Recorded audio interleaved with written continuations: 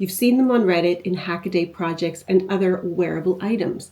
But what exactly is a microcontroller? And why does every serious maker keep reaching for the ESP32? Hi, I'm Christine, and if you're new here, this is the channel where electronics meets fashion. Today's playlist is really about those foundations, so helping you get started and working towards your first full build wearable device. So let's get into it. What exactly is a microcontroller, and why do these ESP32 devices keep turning up in all maker projects? A microcontroller is a tiny, self-contained computer on a single chip. But unlike your phone or computer, it does one task, it runs one program, and it does this repeatedly. So it does one job. There's no operating system. There's no file manager, no background apps slowing it down and eating your RAM. It wakes up, it runs your code, controls its pins, which we'll have a look at, and that's it.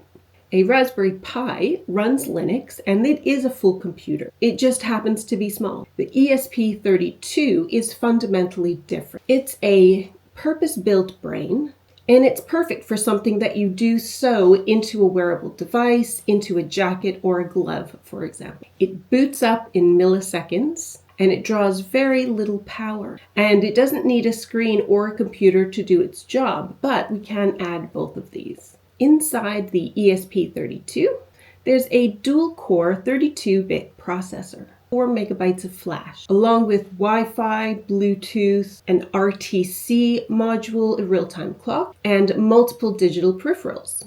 And all of that is in a chip smaller than your thumbnail. Or like the board I'm wearing here, this has a super mini ESP32 chip built right in, and it is connecting to Wi-Fi right now.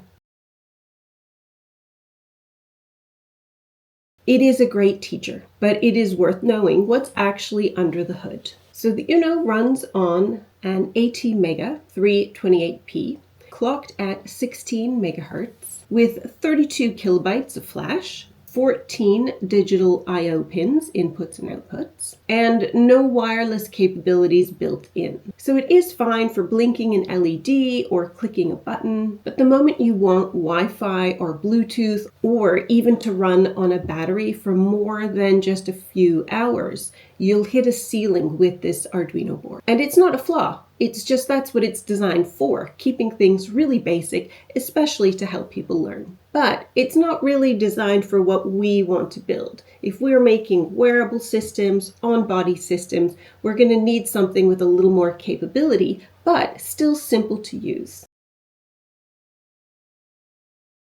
The ESP32 has a dual core. This is a processor running at up to 240 megahertz, 520 kilobytes of SRAM. It has 34 GPIO pins, built-in Wi-Fi, multiple hardware peripherals running in parallel. So this essentially will make it 15 to 50 times faster than the Arduino Uno board. We can really take advantage of the dual core system. One core might handle the Wi-Fi, Bluetooth, communication integration, and then on the other core is where you would run your main program. And also power is actually remarkable. Deep sleep will draw a very small current, so much smaller. In fact, this is a 7,000 times smaller difference of a draw. And this is why the batteries will last far longer with using an ESP32 chip. That difference becomes a wearable that will last for one day versus a wearable lasting a full week. And Espressif, the company that makes the ESP32 chip, they explicitly designed it for mobile project devices, wearable electronics, IoT devices, so that this chip was built for exactly what we want it to do. There are a few ESP32 variants out in the wild. So the ESP32 dev module is probably the most common one that you will see around. You can get them with different amount of pins. There is a 30-pin version or a 38-pin version, and this just means we can connect more things to it. There's also the ESP32 C3 chip, which I do like using a lot, particularly because it has capacitive touch pins, as does the dev module. But this also is a AI acceleration for edge machine learning. It is more powerful and a more complex board.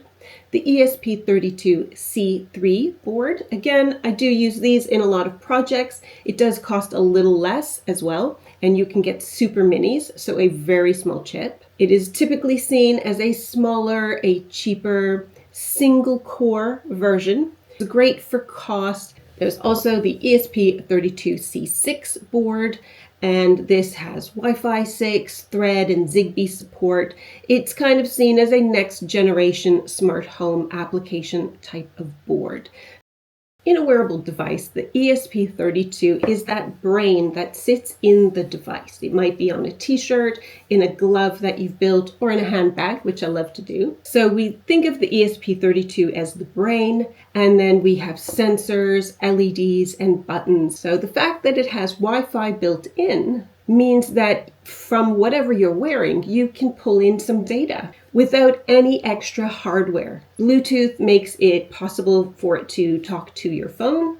Key maker tip: the ESP32 boards run on 3.3 volts. So this matters the moment you start connecting sensors and fabric. So write it on a sticky note, put it on your monitor if you have to. So now that you know what is in your hands, next up, we're going to set up the professional tool. We're going to look at Platform I/O in Visual Studio Code, and that is in episode 2 right here.